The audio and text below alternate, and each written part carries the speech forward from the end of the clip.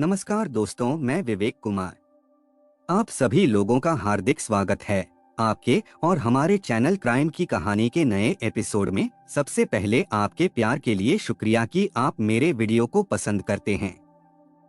अगर आप चैनल पर नए हैं या अभी तक आपने इस चैनल को सब्सक्राइब नहीं किया है तो सब्सक्राइब कर लीजिए, बेल आइकन दबा दीजिए ताकि मेरे हर वीडियो का नोटिफिकेशन आपको मिलता रहे। तो चलिए आज की कहानी शुरू करते हैं।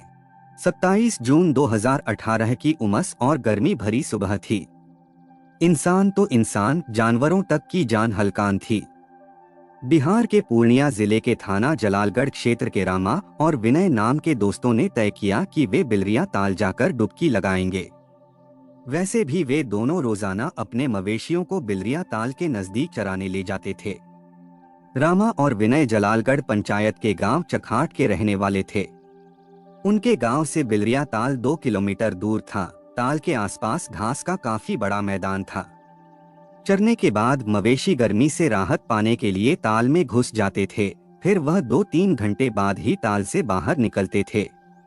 उस दिन जब उनके मवेशी ताल में घुसे तो दोनों दोस्त यह सोचकर घर की ओर लौटने लगे थे कि 2-3 घंटे बाद आकर मवेशियों को ले जाएंगे। रामा और विनय ताल से घर की ओर आगे बढ़े ही थे कि तभी रामा की नजर ताल के किनारे के झुरमुट की ओर चली गई। झुरमुट के पास 2 लाशें पड़ी थीं। उत्सुकतावश वे लाशों के पास पहुंचे तो दोनों के हाथ पांव फूल गए। दोनों लाशों के सिर कटे हुए थे और वे लाशें महिलाओं की थीं। यह देखकर दोनों चिल्लाते हुए गांव की तरफ भागे। गांव में पहुंचकर उन्होंने लोगों को बिलरिया ताल के पास 2 लाशें पड़ी होने की बात बताई। उनकी बातें सुनकर गांव वाले लाशों को देखने के लिए बिलरिया ताल के पास पहुंचे। जरा सी देर में वहां गांव वालों का भारी मजमा जुट गया। यह खबर गांव के रहने वाले अशोक तत्मा के बेटे मनोज कुमार तत्मा को हुई तो वह भी दौड़ा दौड़ा बिलरिया ताल जा पहुंचा। दरअसल 4 दिनों से उसकी 2 सगी बुआ कलावती और मलावती रहस्यमय तरीके से गायब हो गई थीं। वे 23 जून की दोपहर में घर से जलालगढ़ बाजार जाने के लिए निकली थीं। 4 दिन बीत जाने के बाद भी वे दोनों घर नहीं लौटी तो घर वालों को उन्हें लेकर चिंता हुई। उनका कहीं पता नहीं चला तो 24 जून को मनोज ने जलालगढ़ थाने में दोनों की गुमशुदगी की सूचना दे दी थी। बहरहाल यही सोचकर मनोज मौके पर जा पहुंचा। वह भीड़ को चीरता हुआ झाड़ियों के पास पहुंचा तो कपड़ों से ही पहचान गया कि वे लाशें उसकी दोनों बुआ की हैं। लाशों को देखकर मनोज दहाड़ मारकर रोने लगा था। इसी बीच गांव का चौकीदार देव तत्मा भी वहां पहुंच गया था। उसने जलालगढ़ थाने के एसओ मोहम्मद गुलाम शहबाज आलम को फोन से घटना की सूचना दे दिया। सूचना मिलते ही एसओ आलम मैफोर्स आननफानन में बिलरिया ताल रवाना हो गए। SSI Vaidyanath Sharma, SI Anil Sharma, constable Awadhesh Yadav, Ashok Kumar Mehta, Jairam Paswan और उपेंद्र सिंह उनके साथ थे। एसओ मोहम्मद आलम ने बारीकी से लाशों का मुआयना किया। दोनों लाशें क्षतविक्षत हालत में थीं। लग रहा था जैसे लाशों को जंगली जानवरों ने खाया हो। लाशों के आसपास किसी तरह का कोई सबूत नहीं मिला। पुलिस आसपास की झाड़ियों में लाशों के सिर तलाशने लगी, लेकिन सिर कहीं नहीं मिले। इसका मतलब था कि हत्यारों ने दोनों की हत्या कहीं और करके लाशें वहां छिपा दी थीं। कातिल जो भी थे, बड़े चालाक और शातिर किस्म के थे। मौके पर उन्होंने कोई सबूत नहीं छोड़ा था। पुलिस के लिए थोड़ी राहत की बात यह थी कि लाशों की शिनाख्त हो गई थी। इसके बाद एसओ मोहम्मद आलम ने एसपी विशाल शर्मा और एसडीपीओ कृष्ण कुमार राय को घटना की सूचना दे दी थी। उन्होंने घटनास्थल का मुआयना किया तो जिस स्थान से लाशें बरामद की गई थीं, वह इलाका उनके थाना क्षेत्र से बाहर का निकला। वह जगह थाना कस्बा की थी, लिहाजा उन्होंने इसकी सूचना कस्बा थाने के एसओ अरविंद कुमार को दे दिया। एसओ कस्बा अरविंद कुमार पुलिस टीम के साथ मौके पर जा पहुंचे, लेकिन उन्होंने भी उस जगह को अपना इलाका होने से साफ मना कर दिया। इलाके को लेकर दोनों थानेदारों के बीच काफी देर तक बहस होती रही। तब तक एसपी विशाल शर्मा और एसडीपीओ कृष्ण कुमार राय भी मौके पर जा पहुंचे। दोनों अधिकारियों के हस्तक्षेप और मौके पर बुलाए गए लेखपाल की पैमाइश के बाद घटनास्थल कस्बा थाने का पाया गया। एसपी शर्मा के आदेश पर थानेदार अरविंद कुमार ने मौके की कार्रवाई निपटाकर दोनों लाशें पोस्टमार्टम के लिए जिला अस्पताल भिजवा दिया। चूंकि कलावती और मलावती की गुमशुदगी जलालगढ़ थाने में दर्ज थी, इसलिए जलालगढ़ एसओ मोहम्मद आलम ने यह मामला कस्बा थाने को स्थानांतरित कर दिया। एसओ अरविंद कुमार ने अज्ञात के खिलाफ धारा 302, 120 बी के तहत मुकदमा दर्ज कर आगे की छानबीन शुरू कर दिया। चूंकि बात 2 सोशल वर्कर्स की हत्या से जुड़ी थी, इसलिए यह मामला मीडिया में भी खूब गरमाया। पुलिस पर जनता का भारी दबाव बना हुआ था। पुलिस की काफी छीछालेदर हो रही थी। एसपी विशाल शर्मा ने एसडीपीओ कृष्ण कुमार राय के नेतृत्व में एक टीम गठित किया। एसडीपीओ कृष्ण कुमार राय ने घटना की छानबीन की शुरुआत मृतकों के घर से किया। मनोज से पूछताछ पर जांच अधिकारियों को पता चला कि कलावती और मलावती दोनों पतियों द्वारा त्यागी जा चुकी थीं। पतियों से अलग होकर दोनों मायके में ही रह रही थीं। मायके में रहकर दोनों सोशल एक्टिविस्ट का काम कर रही थीं। कलावती और मलावती की नजरों पर गांव के कई ऐसे असामाजिक तत्व चढ़े थे जिनके क्रियाकलाप से लोग परेशान थे। उनमें 4 नाम वीरेंद्र सिंह उर्फ हट्टा, लक्ष्मीदास उर्फ रामजी, बुद्धू शर्मा और जितेंद्र शर्मा शामिल थे। दोनों बहनों ने इन चारों पर कई बार मुकदमा दर्ज कराकर उन्हें जेल भी भिजवाया था। जांच अधिकारियों को यह समझते देर नहीं लगी कि कलावती और मलावती की हत्या के पीछे इन्हीं चारों का हाथ है। फिलहाल पुलिस के पास उनके खिलाफ कोई ऐसा ठोस सबूत नहीं था जिसे आधार बनाकर उन्हें गिरफ्तार किया जा सकता। उन पर नजर रखने के लिए जांच अधिकारी ने मुखबिरों को लगा दिया कि वे कहां जाते हैं, किससे मिलते हैं, क्या क्या करते हैं। इधर एसओ कस्बा अरविंद कुमार ने दोनों बहनों के मोबाइल फोन की कॉल डिटेल्स निकलवाई और केस को समझने में जुट गए थे। कॉल डिटेल्स में कुछ ऐसे नंबर मिले जो संदिग्ध थे। उन नंबरों से कलावती और मलावती देवी को कई दिनों से लगातार फोन किए जा रहे थे। पुलिस ने उन संदिग्ध नंबरों की पड़ताल की तो वे नंबर मृतका के गांव चखाट के रहने वाले वीरेंद्र सिंह उर्फ हट्टा और लक्ष्मीदास उर्फ रामजी के निकले। कॉल डिटेल्स के आधार पर पुलिस ने पूछताछ के लिए वीरेंद्र सिंह और लक्ष्मीदास को उनके घरों से हिरासत में ले लिया और थाने ले आई। इसी बीच मुखबिर ने एसडीपीओ कृष्ण कुमार राय को एक ऐसी चौंकाने वाली बात बताई जिसे सुनकर उनके पैरों तले से जमीन खिसक गई। मुखबिर ने बताया कि कलावती और मलावती की हत्या गांव के ही कई लोगों ने मिलकर की थी। उनमें वीरेंद्र सिंह और लक्ष्मीदास के अलावा बुद्धू शर्मा और जितेंद्र शर्मा भी शामिल थे। इससे पुलिस को पुख्ता जानकारी मिल गई कि दोहरे हत्याकांड में कई लोग शामिल थे। हिरासत में लिए गए वीरेंद्र और लक्ष्मीदास से सख्ती से पूछताछ की गई तो दोनों ने स्वीकार कर लिया कि उन्होंने ही दोनों बहनों को मौत के घाट उतारा था। एसडीपीओ कृष्ण कुमार राय ने सवाल किया, लेकिन क्यों? ऐसा क्या किया था दोनों बहनों ने? तुम्हारा क्या बिगाड़ा था जो इतनी बेरहमी से कत्ल कर दिया? साहब, मैं अकेला नहीं, मेरे साथ लक्ष्मीदास, बुद्धू और जितेंद्र भी थे। क्या करते साहब? दोनों बहनों ने हमारा जीना मुश्किल कर दिया था। इसके बाद वीरेंद्र सिंह और लक्ष्मीदास ने पूरी घटना विस्तार से बताई। दोनों की निशानदेही पर पुलिस ने गांव चकहाट से बुद्धू और जितेंद्र शर्मा को भी गिरफ्तार कर लिया। चारों आरोपियों ने अपना गुनाह कबूल कर लिया। उनकी निशानदेही पर पुलिस ने श्मशान घाट के तालाब के पास से जमीन में दबाए हुए दोनों महिलाओं के सिर भी बरामद कर लिए। उसी दिन शाम को आनन फानन में पुलिस लाइन के मनोरंजन कक्ष में प्रेस कॉन्फ्रेंस किया गया। 7 दिनों से रहस्य बनी सोशल एक्टिविस्ट कलावती और मलावती हत्याकांड की गुत्थी सुलझा चुकी पुलिस जोश से लबरेज थी। प्रेस कॉन्फ्रेंस में एसपी विशाल शर्मा ने बताया कि कलावती और मलावती की हत्या उसी गांव के रहने वाले वीरेंद्र सिंह, लक्ष्मीदास, बुद्धू और जितेंद्र शर्मा ने मिलकर की थी। इस मामले में गांव के 12 लोग और शामिल थे जिन्होंने घटना को अंजाम देने में आरोपियों की मदद की थी, जिनमें 4 आरोपी गिरफ्तार कर लिए गए। इसके बाद पुलिस ने चारों आरोपियों को अदालत में पेश किया, जहां से उन्हें 14 दिन की न्यायिक हिरासत में भेज दिया गया। आरोपियों के बयान के आधार पर पुलिस ने 16 लोगों वीरेंद्र सिंह उर्फ हट्टा, लक्ष्मीदास उर्फ रामजी, बुद्धू शर्मा, जितेंद्र शर्मा, दिलीप शर्मा, विनोद तत्मा, प्रकाश तत्मा, सोनू शर्मा, रामलाल शर्मा, विष्णुदेव शर्मा, पप्पू शर्मा, उपेन शर्मा, इंदल शर्मा, सुनील शर्मा, सतीश शर्मा और बेचन शर्मा के नाम 1 जुलाई के रोज नामचे पर दर्ज कर लिए। अभियुक्तों के बयान और पुलिस की जांच के बाद जो कहानी सामने आई वह कुछ इस प्रकार थी। बिहार के पूर्णिया जिले के जलालगढ़ थाना क्षेत्र में एक गांव है चखा। जयदेव ततमा इसी गांव के मूल निवासी थे।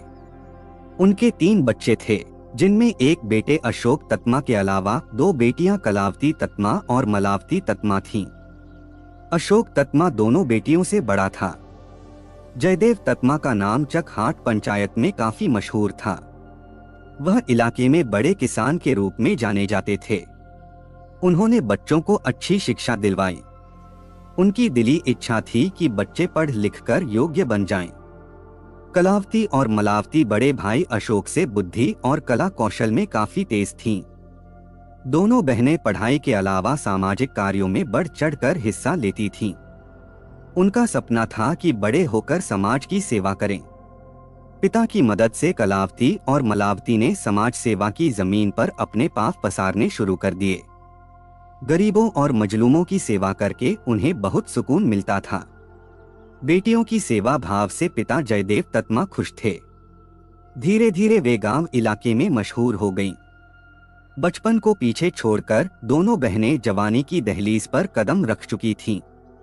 पिता को बेटियों की शादी की चिंता थी। थोड़े प्रयास और भागदौड़ से जयदेव ततमा को दोनों बेटियों के लिए अच्छे वर और घर मिल गए।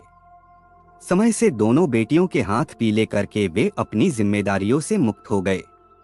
इसके बाद ब्याहने के लिए एक बेटा अशोक ततमा शेष रह गया था। बाद में उन्होंने उसकी भी शादी कर दिया। अशोक और उसकी पत्नी जयदेव की सेवा पूरी जिम्मेदारी से कर रहे थे। जयदेव ततमा के जीवन की गाड़ी बड़े मजे से चल रही थी। ना जाने उनकी खुशहाल जिंदगी में किसकी नजर लगी कि एक ही पल में सब कुछ मटियामिट हो गया। कलावती और मलावती के पतियों ने उन्हें हमेशा के लिए त्याग दिया। वे वापस आकर मायके में रहने लगीं। यह बात जयदेव से सहन नहीं हुई और वे असमय काल के गाल में समा गए। अचानक हुई पिता की मौत से घर का सारा खेल बिगड़ गया। दोनों बहनों की जिम्मेदारी भाई अशोक के कंधों पर आ गई थी। लेकिन दोनों स्वाभिमानी बहनें भाई पर बोझ नहीं बनना चाहती थीं। वे खुद ही कुछ करके अपना जीवन यापन करना चाहती थीं। एक बात सोच सोच कर अशोक काफी परेशान रहता था कि उसकी बहनों ने ससुराल में आखिर ऐसा क्या किया कि उनके पतियों ने उन्हें त्याग दिया, जबकि वह बहनों के स्वभाव से भली भांति परिचित था। फिर उनके बीच ऐसी क्या बात हुई, यही जानने के लिए अशोक ने दोनों बहनों से बात किया। बहनों ने ईमानदारी से भाई को सब कुछ सच सच बता दिया। दोनों बहनों के सोशल एक्टिविस्ट होने वाली बात भाई अशोक को पहले से पता थी। अपनी अपनी ससुराल में रहते हुए कलावती और मलावती गृहस्थी संभालने के बावजूद दिल से समाज सेवा का भाव नहीं निकाल सकी थीं। ससुराल में कुछ दिनों तक तो दोनों बहनें घूंघट में रहीं, लेकिन जल्दी ही घूंघट के पीछे उनका दम घुटने लगा। ये बहनें स्वच्छंद और स्वतंत्र विचारों वाली, न्याय के लिए संघर्ष करने वाली जुझारू महिलाएं थीं। वे जिस पेशे से जुड़ी हुई थीं, उसके लिए उनका घर की दहलीज से बाहर निकलना बहुत जरूरी था। जब कलावती और मलावती घर से बाहर होती थीं, तो उन्हें घर वापस लौटने में काफी देर हो जाया करती थी। दोनों के पतियों को उनका देर तक घर से बाहर रहना कतई पसंद नहीं था। उनका कामकाज भी पसंद नहीं था। पति उन्हें समझाते थे कि वे समाज सेवा का अपना काम छोड़ दें और घर में रहकर अपनी गृहस्थी संभालें। समाज सेवा करने के लिए दुनिया में बहुत लोग हैं। पतियों के साथ ही सास ससुर भी उनके काम से खुश नहीं थे। वे उनके काम की तारीफ करने या उनकी मदद करने के बजाय उनका विरोध करते थे। धीरे धीरे ससुराल वाले उनके कार्यों का विरोध करने लगे। उनकी सोच में टकराव पैदा होता गया। कलावती और मलावती समाज सेवा के काम से पीछे हटने को तैयार नहीं थीं। पतियों ने इस बात को लेकर ससुर जयदेव ततमा और साले अशोक से भी कई बार शिकायतें किया। इस पर अशोक और उसके पिता ने कलावती और मलावती को काफी समझाया, पर अपनी जिद के आगे दोनों बहनों ने उनकी बात भी नहीं मानी। आखिर जयदेव ततमा और अशोक को जिस बात का डर था वही सब हुआ। विचारों के टकराव और अहंकार ने पति और पत्नी के बीच इतनी दूरियां बना दी कि वे एक दूसरे की शक्ल देखने को तैयार नहीं थे। एक छत के नीचे रहते हुए वे एक दूसरे से पराये जैसा व्यवहार करने लगे। रोज ही घर में पति पत्नी के बीच झगड़े होने लगे थे। रोज रोज के झगड़े और कलह से घर की सुख शांति एकदम छिन गई थी। पतियों ने कलावती और मलावती को अपने जीवन से हमेशा के लिए आजाद कर दिया। बाद में दोनों का तलाक हो गया। पते की बात यह थी कि कलावती और मलावती दोनों की जिंदगी की कहानी समान घटनाओं से जुड़ी हुई थी। दुख सुख की जो भी घटनाएं घटती थीं, दोनों के जीवन में समान घटती थीं। यह बात सच है कि दुनिया अपनों से ही हारी हुई होती है। अशोक भी बहनों की कर्मठता से हार गया था, पर वह कर भी क्या सकता था। वह उन्हें घर से निकाल भी नहीं सकता था। सामाजिक लिहाज के मारे उसने बहनों को अपना लिया और सिर छिपाने के लिए जगह दे दिया। वे भाई के एहसानों तले दबी हुई थीं, लेकिन दोनों उस पर बोझ बनकर जीना नहीं चाहती थीं। ऐसा नहीं था कि वे दोनों दुखी नहीं थीं, वे बहुत दुखी थीं। अपना दुख किसके साथ बांटें समझ नहीं पा रही थीं। वे जी तो जरूर रही थीं, लेकिन एक जिंदा लाश बनकर, जिसका कोई वजूद नहीं होता। पति के त्यागे जाने से ज्यादा दुख उन्हें पिता की मौत का था। कलावती और मलावती ने भाई से साफ तौर पर कह दिया था कि वे उस पर बोझ बनकर नहीं जिएंगी। जीने के लिए कुछ ना कुछ जरूर करेंगी। दोनों बहनें फिर से समाज सेवा की डगर पर चल निकली। अब उन पर ना तो कोई अंकुश लगाने वाला था और ना ही कोई टीका टिप्पणी करने वाला था। वे दोनों घर से सुबह निकलती तो देर रात ही घर वापस लौटती थीं। सोशल एक्टिविटीज में दिन भर यहाँ वहाँ भटकती फिरती थीं। अशोक बहनों के स्वभाव को जान चुका था, वह भी उन पर निगरानी नहीं रखता था। उसे अपनी बहनों और उनके चरित्र पर पूरा भरोसा था कि वे कभी कोई ऐसा काम नहीं करेंगी जिससे समाज और बिरादरी में उसे शर्मिंदा होना पड़े। लेकिन गांव के उसके पड़ोसियों, खासकर वीरेंद्र सिंह उर्फ हट्टा, लक्ष्मीदास उर्फ रामजी, बुद्धू शर्मा और जितेंद्र शर्मा को कलावती और मलावती के चरित्र पर बिल्कुल भरोसा नहीं था। दोनों बहनों के चरित्र पर लांछन लगाते हुए वे उन्हें पूरे गांव में बदनाम करते थे। वे कहते थे कि ततमा की दोनों बेटियां पेट की आग बुझाने के लिए बाजार में जाकर धंधा करती हैं। धंधे की काली कमाई से दोनों के घरों में चूल्हे जलते हैं। धीरे धीरे यह बात पूरे गांव में फैल चुकी थी। उड़ते उड़ते कुछ दिनों बाद यह बात कलावती और मलावती तक आ पहुंची। सुनकर दोनों बहनों के पैरों तले से जमीन ही खिसक गई। सहसा उन्हें अपने कानों पर विश्वास नहीं हो रहा था कि उन्होंने जो सुना है वह सच है, जबकि उनका चरित्र एकदम पाक साफ था। अपने चरित्र को लेकर दोनों बहनों ने जब गांव वालों की बातें सुनी तो वे एकदम से परेशान हो गईं। वैसे भी किसी चरित्रवान के दामन पर ये दाग किसी गहरे जख्म से कम नहीं थे। दोनों ने फैसला किया कि उन्हें नाहक बदनाम करने वालों को इसकी सजा दिलवाकर दम लेंगी। उन्होंने पता लगा लिया कि उन्हें बदनाम करने वाले उनके पड़ोसी वीरेंद्र, लक्ष्मीदास, बुद्धू और जितेंद्र थे। जिद की आग में पकी कलावती और मलावती ने वीरेंद्र, लक्ष्मीदास, बुद्धू और जितेंद्र शर्मा की कुंडली तैयार किया। गांव के चारों बाशिंदे ग्राम प्रधान के भरोसेमंद प्यादे थे। प्रधान के रसूख की बदौलत वे कूदते थे। चारों ही प्रधान की ताकत के बल पर असामाजिक कार्यों को अंजाम देते थे। ये बातें दोनों बहनों को पता चल गई थीं। दोनों ने आरटीआई के माध्यम से ग्राम प्रधान और उनके चारों प्यादों के खिलाफ सबूत इकट्ठा करके वीरेंद्र सिंह और लक्ष्मीदास के खिलाफ जलालगढ़ थाने में मुकदमा दर्ज कराकर उन्हें जेल भिजवा दिया। वीरेंद्र और लक्ष्मीदास को जेल भिजवाने के बाद दोनों बहनें शांत नहीं बैठीं। इसके बाद उन्होंने बुद्धू और जितेंद्र शर्मा को जेल भिजवा दिया। कुछ दिनों बाद वीरेंद्र और लक्ष्मीदास जमानत पर जेल से रिहा हुए तो दोनों बहनों ने फिर से उनके खिलाफ एक नया मुकदमा दर्ज करा दिया। उन लोगों को फिर से जेल जाना पड़ा। इंतकाम की आग में जलती कलावती और मलावती ने चारों के खिलाफ ऐसी जमीन तैयार की कि उनके दिन जेल की सलाखों के पीछे बीत रहे थे। वीरेंद्र सिंह, लक्ष्मीदास, बुद्धू और जितेंद्र शर्मा बार बार जेल जाने से परेशान थे। समझ में नहीं आ रहा था कि कलावती और मलावती नाम की दोनों बहनों से कैसे छुटकारा पाया जाए। वे लोग खतरनाक योजना बनाने लगे। दिलीप शर्मा, विनोद तत्मा, प्रकाश तत्मा, सोनू शर्मा, रामलाल शर्मा, विष्णुदेव शर्मा, पप्पू शर्मा, उपेन शर्मा, इंदल शर्मा, सुनील शर्मा, सतीश शर्मा और बेचन शर्मा उनका साथ देने को तैयार हो गए। वीरेंद्र सिंह, लक्ष्मीदास और उसके सहयोगियों ने फैसला कर लिया कि जब तक दोनों बहनें जिंदा रहेंगी तब तक उन्हें चैन की सांस नहीं लेने देंगी। उन दोनों को मौत के घाट उतारने में ही सबकी भलाई थी। घटना से करीब 5 दिन पहले सब ने योजना बना लिया। वीरेंद्र सिंह और उसके साथियों ने कलावती और मलावती के खिलाफ खतरनाक षड्यंत्र रच लिया था। उन्होंने उनकी रेकी करनी शुरू कर दिया। रेकी करने के बाद उन लोगों ने दोनों बहनों की हत्या करने की रूपरेखा तैयार कर लिया। योजना में तय हुआ कि दोनों बहनों की हत्या के बाद उनके सिर धड़ से अलग करके अलग अलग जगहों पर फेंक दिया जाएगा, ताकि पुलिस आसानी से लाशों की शिनाख्त ना कर सके। सब कुछ योजना के मुताबिक चल रहा था। बात 23 जून 2018 के अपराह्न 2 बजे की थी। वीरेंद्र ने अपने सहयोगियों को दोनों बहनों पर नजर रखने के लिए लगा दिया था। दोपहर 2 बजे के करीब कलावती और मलावती घर से जलालगढ़ बाजार जाने के लिए निकली।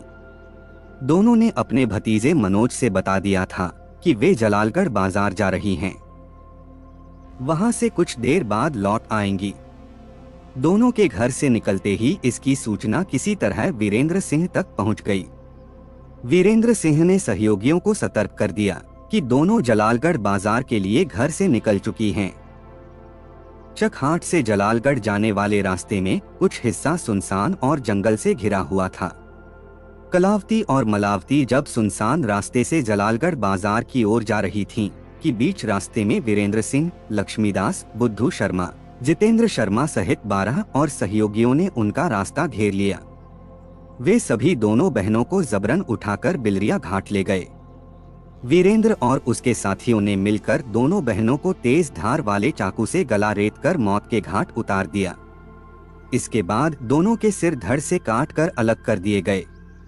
फिर दोनों के कटे सिर घाट के किनारे जमीन खोदकर दबा दिए। उसके बाद बाकी शरीर को वहां से करीब 500 मीटर दूर ले जाकर झाड़ियों में फेंककर अपने अपने घरों को चले गए।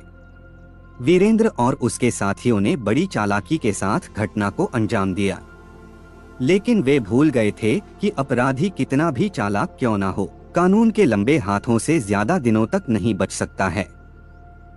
एक ना एक दिन कानून के लंबे हाथ अपराधी के गिरेहबान तक पहुंच ही जाता है। इसी तरह वे सब भी कानून के हत्थे चढ़ गए।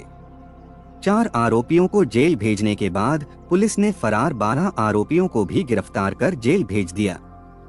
कहानी लिखे जाने तक गिरफ्तार 16 आरोपियों के खिलाफ पुलिस ने अदालत में आरोप पत्र दाखिल कर दिया था। गिरफ्तार आरोपियों में से किसी भी आरोपी की जमानत नहीं हुई थी। वीरेंद्र और उसके साथियों ने अगर सूझबूझ के साथ काम लिया होता तो उन्हें ऐसे दिन देखने को नहीं मिलते। कहानी को लास्ट तक सुनने के लिए आपका धन्यवाद। इस कहानी के बारे में अपनी राय कमेंट करके जरूर बताइएगा और ऐसी ही अपराध की सच्ची कहानियों के लिए हमारे चैनल क्राइम की कहानी को सब्सक्राइब कर लीजिए। कहानी को लाइक और शेयर जरूर करें। धन्यवाद।